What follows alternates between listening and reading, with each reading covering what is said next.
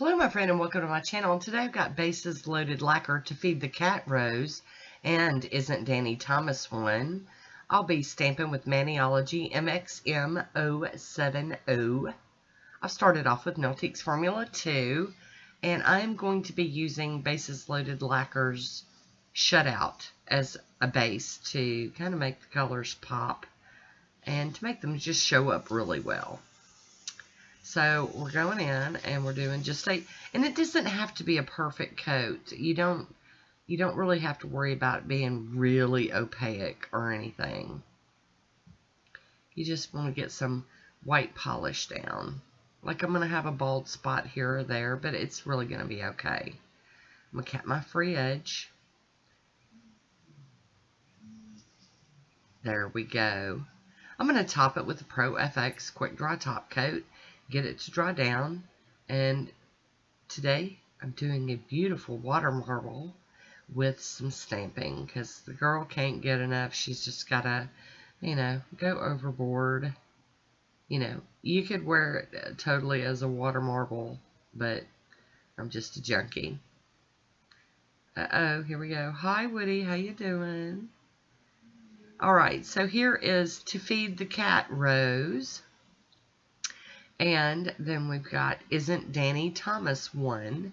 And these are from the Bases Loaded Lacquer's latest collection. I am doing my latex and tape deal today. I put a first drop in and then I run a toothpick around the cup to bring the polish all the way out to the edge of the cup so it can kind of anchor. That way when I go to draw in my design, the bullseye isn't just moving around in the cup. Plus, it kind of makes it more even, symmetrical, but you can do it whatever way it works for you. I do occasionally tap the cup just to kind of help my impatience and make the, the bullseye spread. And I'm just doing a flower design today, but I'm going to add a little twist to it on the end. I'm going all the way from the sides to the middle. And then I'm going to cut these petals in half and make them smaller. And then once I'm done with that, I'm not going to go all the way into the middle on this. I'm just kind of dragging in a little bit from the outside. But I'm not going all the way through to the middle with it. That's my little extra twist today. Okay, so here we go. We're going to dip that thumb in. I've got it all taped and latexed and ready to go. Dip. And then I pinch the cut between my thumb and my fingers so that it didn't fall over while I'm cleaning up the excess on top of the water. You got to get all that up. It'll land on top of your design as you're trying to pull your finger out. And that's no fun. So there we go. And these colors are kind of hard to see on camera, but in real life they were just, oh, so pretty. I'm taking a toothpick and going around the edges just to kind of break it.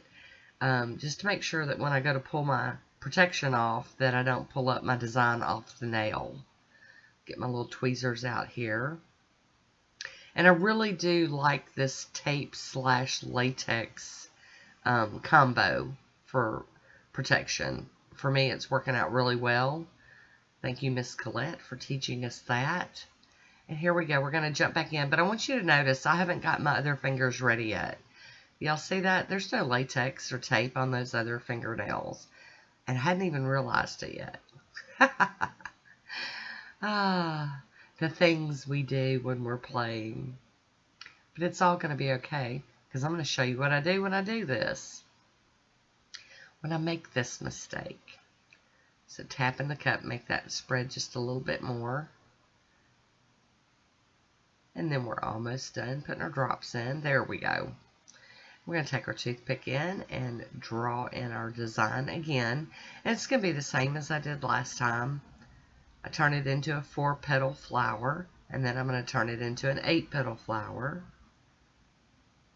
Dipping in the middle to kind of secure them all together. And then just a little bit in on the edges. I do wipe my toothpick off on my paper towel occasionally just to kind of clean it up so I don't end up with any blobs of polish in the And, oh, now I realized, oh, I'm not ready. Oh, well, doing it anyway.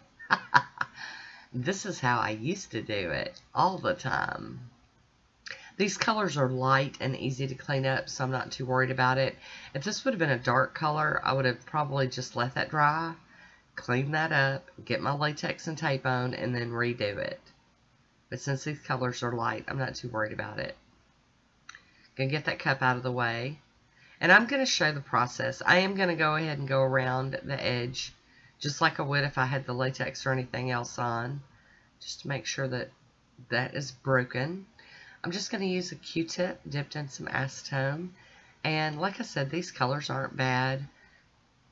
They're not too hard to clean up. And I'm just going to clean up with this Q-tip and some acetone.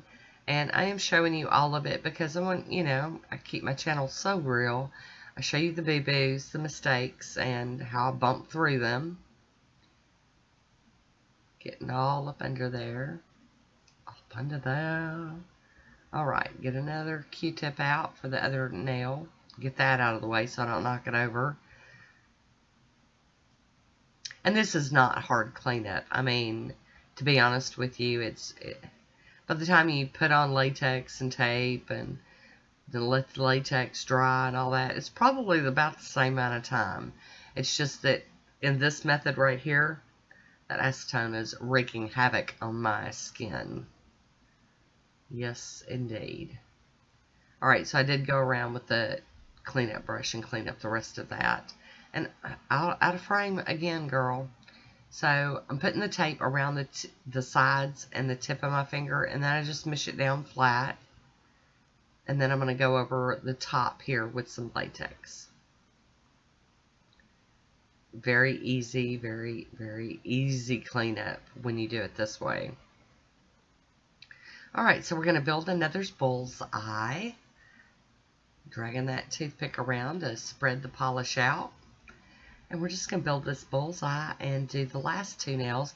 I am double dipping some of the nails. I didn't with the thumb because I'm not that talented. I don't know how to get that thumb in there without messing everything else up. But we're just going to bebop along. I love to water marble. This is like my favorite. Dip, dip, dip. Drag and dip. Push down in the middle. There we go. Turning them into 8 petals. There we go. Nice. And then some little floopy ends on the petals. Alright, we're ready. Alright, so my hand's going to be all in the way, but you just position your hand and dip down. And then do your cleanup. Get all that stuff off the top of the water. There we go. Looking good. Alright. Now I did end up with some bubbling on this one, so I'll show you how I'm going to go after that so that when I do my top coat I don't brush over them and pop the bubbles and show the white polish underneath. Not that that's a terrible thing. You could make art out of that too. And I've done that before. Oh, come on, get off there. There we go. Alrighty. Oh, I didn't clean up around the other ones, but now I am. I guess I waited to do that part of the cleanup till the end when I did all of them. So you can see that cleanup was very, very minimal. Not too awful much to do here. And I'm sorry this footage keeps getting blurry. My camera just did not like this angle or position or something. It just wasn't digging it. But we're almost done with this part. Alright, so I'm going to take Woody. Woody's going to be multi-talented today. And I'm using the flat side to just kind of press down those bubbles. This is another trick that I learned from Miss Colette from My Simple Little Pleasures. She, to me, she's the water marble queen. Love, love, love her channel. Learned so much from her. She always does such amazing manicures. Okay, I'm going to go over these with the Pro FX Quick Dry Top Coat.